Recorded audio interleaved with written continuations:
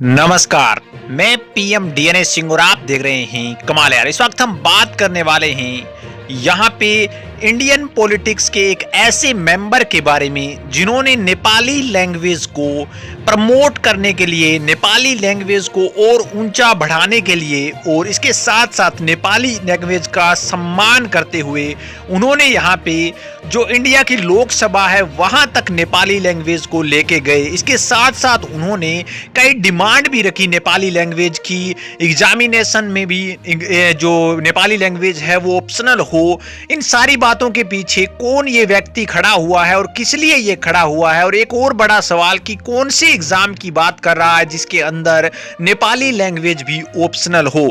ये सारी बातें इस वीडियो में करने वाले हैं, तो वीडियो के अंत तक बने रहिए। और अगर आप चैनल पे नए हो तो चैनल को सब्सक्राइब करके बेल आइकन दबा लीजिए ताकि आपको कल अपडेट भी सबसे पहले मिले। चलिए वीडियो को शुरू करते हैं। दोस्तों, यहाँ पे अगर बात की जाए तो नेपाल और भारत का एक मैत्रीपूर्ण रिश्ता है। ये बात यहाँ पे मैटर नहीं करती, क्योंकि दो देशों को मैत्रीपूर्ण रिश्ता होना कोई ये जरूरी नहीं होता कि आपकी लैंग्वेज भी यहाँ पे दूसरा देश अपनाए। लेकिन यहाँ पे मैटर और बड़ा है। मैटर ये बड़ा है कि भारत के अंदर भी बहुत से ऐसे यहाँ पे क्षेत्र हैं, जैसे तराई हो गया या फिर दुरास हो गया, वहां पे नेपाली लैंग्वेज बोली जाती है। और इसके साथ साथ एक और बड़ा मैटर ये भी बनता है कि जो भारत की 8वीं अनुसूची है उसके अंदर यहाँ पे नेपाली लैंग्वेज को भी शामिल किया गया है। और अगर आपकी किसी भी लैंग्वेज को अनुसूची में शामिल किया गया है तो उसके लिए अधिकारों की मांग की जा सकती है, उसे प्रमोट किया जा सकता है।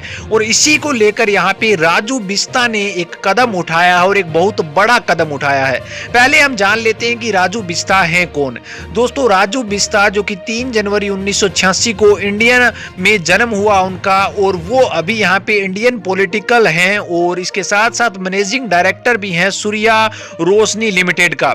इसके साथ साथ हम बात कर लें कि जो राजू बिस्ता हैं वो यहाँ पे लोकसभा के मेंबर भी हैं और lower house of the parliament of India में यहाँ पे चुन के भी गए हैं। वो यहाँ पे दार्जिलिंग के हैं और जो कि वेस्ट बंगाल के अंदर आती है। और अगर बात करें दोस्तों 2019 की, तो Indian general election as a member of Bharatiya Janata party रहे हैं। इसके साथ साथ अभी भी वो यहाँ पे भारतीय जनता पार्टी के मेंबर हैं और ही इज ए नेशनल यहाँ पे स्पोकर पर्सन हैं जो कि बीजेपी के अंदर हैं। और अगर उनकी बात करी जाए दोस्तों तो वो लव करते हैं नेपाली लैंग्वेज से, और उन्होंने वो एकमात्र बंदे ऐसे हैं जो कि लोकसभा के अंदर उन्होंने यहाँ पे जो प्रतिज्ञा लेनी होती है मेंबर चुनने के बाद, तो वो भी उन्होंने नेपाली लैंग्वेज में ली थी। इसके साथ साथ उन्होंने यहाँ पे ममता बनर्जी जो कि यहाँ पे ऑनरेबल चीफ मिनिस्टर हैं गवर्नमेंट ऑफ वेस्ट बंगाल की, उनको एक पत्र लिखा था। उसमें उन्होंने एक बात कही थी कि उन्होंने रिक्वेस्ट करी थी कि फॉर यहाँ पे permitting Gorkhas and Hindu Bastas from Trai and Daros to write qualify exam in their mother tongue and including of Nepalis or as optional language in WBCS। यानी कि हम बात कर सकते हैं जो कि यहाँ पे तराई के अंदर या फिर दरोश के अंदर गोरखाज हैं या फिर हिंदू बस्टेस हैं,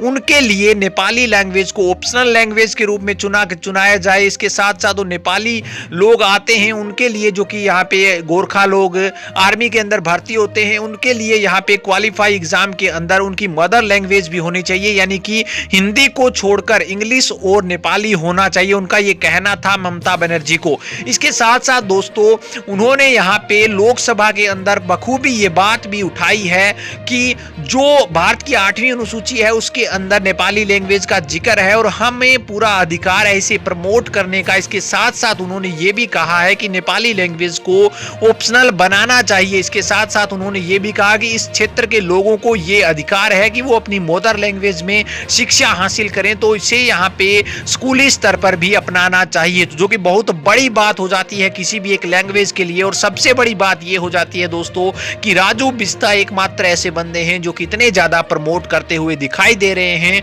और इनकी ही बदौलत यहाँ पे भारत की इतने बड़े देश की लोकसभा में एक नेपाल की भाषा बोली गई है भाषण के रूप में।